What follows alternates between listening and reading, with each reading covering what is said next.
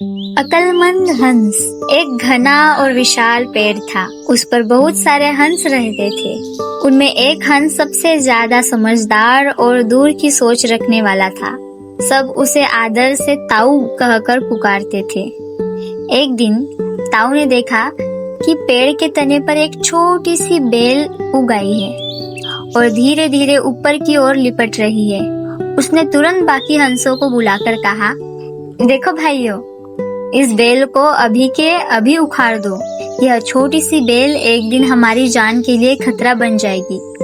एक जवान हंस हंसते हुए बोला, अरे ताऊ, यह नन्ही सी बेल हमें कैसे नुकसान पहुंचा सकती है? ये तो बिल्कुल मामूली है। ताऊ ने गंभीरता से समझाया, आज यह तुम्हें बहुत छोटी दिख रही है, लेकिन धीरे धीरे यह पेड़ को लपेट लेगी और ऊपर तक पहुंच जाएगी। जब इसका तना मोटा हो जाएगा तो यह पेड़ पर चढ़ने की सीढ़ी बन जाएगी। तब कोई भी शिकारी इस बेल का सहारा लेकर आसानी से हमारे पास आ सकता है और हम सब पकड़े जाएंगे।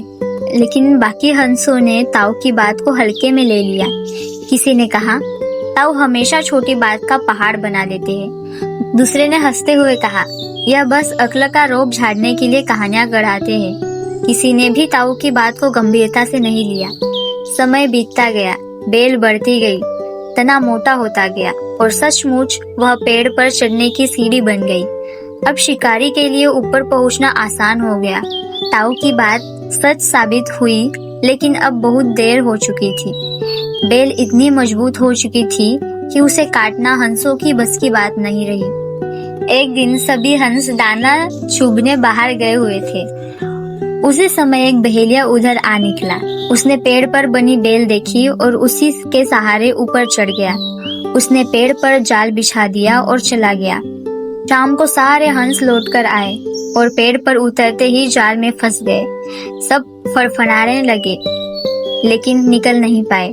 तभी सबको ताऊ की बात याद आई और वे शर्मिंदा हुए कि समय रहते उसकी बात क्यों नहीं मानी। एक हंस ने हिम्मत करके कहा, ताऊ, अब तू ही हमारी मदद कर सकता है। हमने गलती की है, लेकिन अब हमें मुंह मत मोड़ो। ताऊ ने थोड़ी देर चुप रहने के बाद कहा, ठीक है, ध्यान से सुनो। सुबह जब बहेलिया आएगा तो सब मरने का नाटक करना।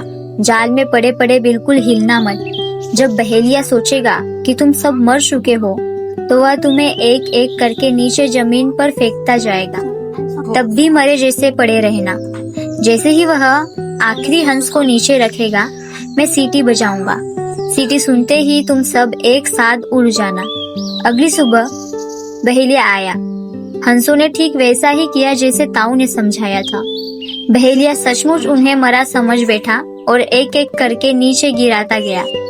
जैसे ही आखिरी हंस को उसने नीचे रखा, ताऊ ने सीटी बजाई। उसी पल सारे हंस फड़फड़ा कर उड़ गए।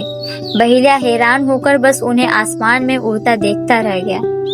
बुद्धिमानों की सलाह को हमेशा गंभीरता से लेना चाहिए, वरना समय बीत जाने पर पछताने के सिवा कुछ नहीं मिलता।